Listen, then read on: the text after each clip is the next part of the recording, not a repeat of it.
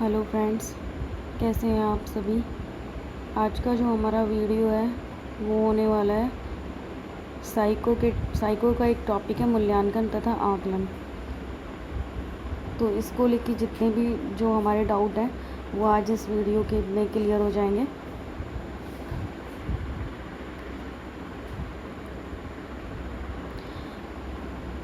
अब फ्रेंड्स, हम इसमें देखते हैं जो आकलन और जो मूल्यांकन है ये दोनों क्या होते हैं, इनकी टाइप्स और इसके जो क्वेश्चन है वो किस तरीके से बनेंगे।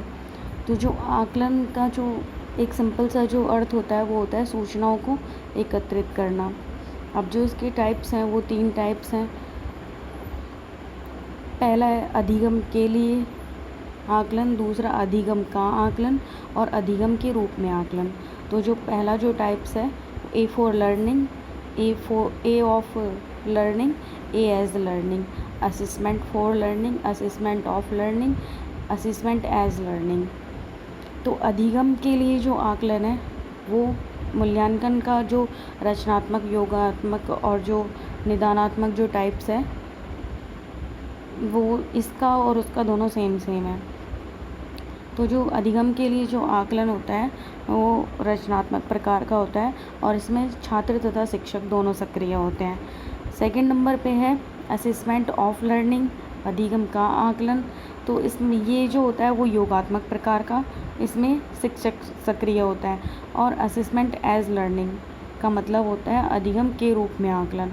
तो ये मतलब इसका मतलब है श्रम का ऑब्जर्वेशन करना, हम जो छात्र है वो कितना सफल हुआ है, कितना असफल हुआ है, तो इस तरीके से। तो ये श्रम के लिए होता है। अब जो मूल्यांकन जो प्रकार हैं वो 3 प्रकार के हैं। इनके जो अन्य नाम है वो भी, जैसे जो रचनात्मक, योगात्मक और निदानात्मक, ये तीनों टाइप्स तो हम जानते ही हैं। तो जो रचनात्मक जो टाइप है उसका नाम है निर्माणात्मक। दूसरा टाइप है योगात्मक, उसका जो दूसरा नाम है वो है संकलनात्मक और अंतिम मूल्यांकन। थर्ड टाइप है ही निदानात्मक। अब इसको हम ऐसे अंतर करके और फिर इसको अच्छे से क्लियर कर लेंगे। तो जो मूल्यांकन में जो रचनात्मक और जो योगात्मक है उसके बारे में देखते हैं, क्योंकि क्वेश्चंस इन्हीं दोनों से ज़्यादा बनते हैं। तो जो पहला है वो है रचनात्मक जो प्रकार है, रचनात्मक प्रकार का मूल्यांकन निरंतर चलने वाली प्रक्रिया है, यानी कि वर्ष भर चलती रहती है। जो शिक्षक है वो छात्रों का ऑब्जर्वेशन पूरे वर्ष भर करता है। और योगात्मक जो है वो एक निश्चित अवधि में होता है, जिसके लिए एक निश्चित परीक्षा फिक्स होती है, तो ये उसके लिए होता है। नेक्स्ट है शिक्षण प्रक्रिया की स्थिति का ज्ञान। तो जो रचनात्मक प्रकार है इससे हमें ज्ञान होता है कि जो छात्र है उसने कितना सीखा है, उसकी स्थिति जो है उसका हमें ज्ञान होता है। योगात्मक में शिक्षण प्रक्रिया की सफलता का ज्ञान, इसमें छात्र की सफलता का ज्ञान होता है कि उसकी जो सफलता है वो उसको कितनी प्राप्त हुई है। नेक्स्ट है अधिगम के लिए आकलन, मतलब सीखने के लिए आकलन। और योगात्मक जो प्रकार है अधिगम का आकलन कि मतलब कितना सीखा गया है। नेक्स्ट है फीडबैक, पृष्ठपोषण देना। जो रचनात्मक जो प्रकार है इसमें शिक्षक छात्र को सिखाता है और उसने उसको कितना ग्रहण किया है उसके बदले में छात्रों को फीडबैक मिलता है। और जो योगात्मक प्रकार है इसमें ग्रेड तथा प्रमाण पत्र प्रदान किया जाता है, क्योंकि परीक्षा के अंतर्गत ग्रेड प्रदान किया जाता है, प्रमाण पत्र प्रदान किया जाता है। अब फ्रेंड्स, जैसे कि इसमें ग्रेड प्रमाण पत्र दिया हुआ है, तो जैसे मनोविज्ञान के जो सारे टॉपिक हैं वो एक दूसरे से रिलेट होते हुए, तो हम इसी वीडियो में ये जो ग्रेड है इसको भी एक बार क्लियर कर लेंगे, ग्रेड सिस्टम क्या होता है। नेक्स्ट है सुधार की आवश्यकता। रचनात्मक जो प्रकार होता है इसमें सुधार की आवश्यकता होती है। शिक्षक को पता लगता है छात्रों को पढ़ाने से कि उसे किस प्रकार के सुधार की आवश्यकता है। लेकिन जो योगात्मक प्रकार है इसमें सुधार की सफलता का पता लगता है, सुधार की आवश्यकता का पता नहीं लगता, सुधार की सफलता का पता लगता है। नेक्स्ट है कमियों को दूर किया जा सकता है। तो जो रचनात्मक प्रकार है इसमें कमियों को दूर किया जा सकता है, क्योंकि ये एक परीक्षा के होने वाले से पहले वाली प्रक्रिया है जिसमें छात्र की कमियों को दूर किया जा सकता है।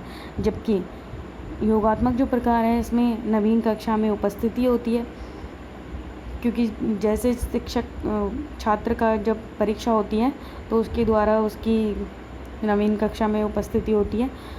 अब जो इसकी जो रचनात्मक और योगात्मक के जो उदाहरण हैं जहाँ से क्वेश्चन भी बनते हैं, तो इसके उदाहरण में आएगा कि जो रचनात्मक है उसमें आएगा पार्ट टेस्ट लिए जा सकते हैं शिक्षक के द्वारा, प्रोजेक्ट वर्क तैयार किया जा सकता है, और जो साप्ताहिक जो टेस्ट होते हैं वो। इसके अलावा जो भी कक्षा की जो गतिविधियां होती हैं जिसमें छात्र शिक्षक जो है वो छात्र को सिखा रहा है वो। और योगात्मक जो है ये एक परीक्षा फिक्स होती है, अर्धवार्षिक और वार्षिक, जिसमें छात्र की सफलता से, ग्रेड से, इनसे पता लगता है कि छात्र ने कितना सीखा है। तो फ्रेंड्स, ये था रचनात्मक और योगात्मक मूल्यांकन। अब जो इसका जो ग्रेड सिस्टम है वो एक बार हम देख लेते हैं कि जो छात्र को ग्रेड किस प्रकार से प्रदान की जाती है। तो जो छात्र को ग्रेड देने का जो सिस्टम होता है, ग्रेड का एक क्वेश्चन आता है कि ग्रेड कितने प्रकार की होती है। तो अगर ये हमें याद होगा तो हम इजीली बता देंगे। ग्रेड 9 प्रकार की, A1, A2, B1, B2, C1, C2 और D1। इसमें D2 नहीं है, ओनली D1, E1, E2। अब इसको हम जब पढ़ेंगे तो हम E2 से स्टार्ट करेंगे कि जो E2 है इसमें आ जाएगा 20 से कम, उसके बाद में 20 से 32 तक, फिर उसके बाद में 33 से 40 तक। तो ये जो 3 नंबर हैं E2, E1 और D1, तो ये हमें थोड़ा याद रखने की ज़रूरत है। उसके बाद तो 41 से 50 तक C2 हो जाएगा, 51 से 60 तक C1 हो जाएगा, 61 से 70 तक B2 हो जाएगा, 71 से 80 तक B1 हो जाएगा, 81 से 90 तक हो जाएगा A2 और 91 से 100 तक हो जाएगा A1। तो ये हमारा ग्रेड सिस्टम है। तो फ्रेंड्स, ये हमारा जो आज का जो वीडियो है ये था आकलन और मूल्यांकन को लेकर एक छोटा सा वीडियो। अगर आपका क्लियर हुआ हो तो कमेंट करके बताएं और वीडियो को लाइक करें। Thank you friends.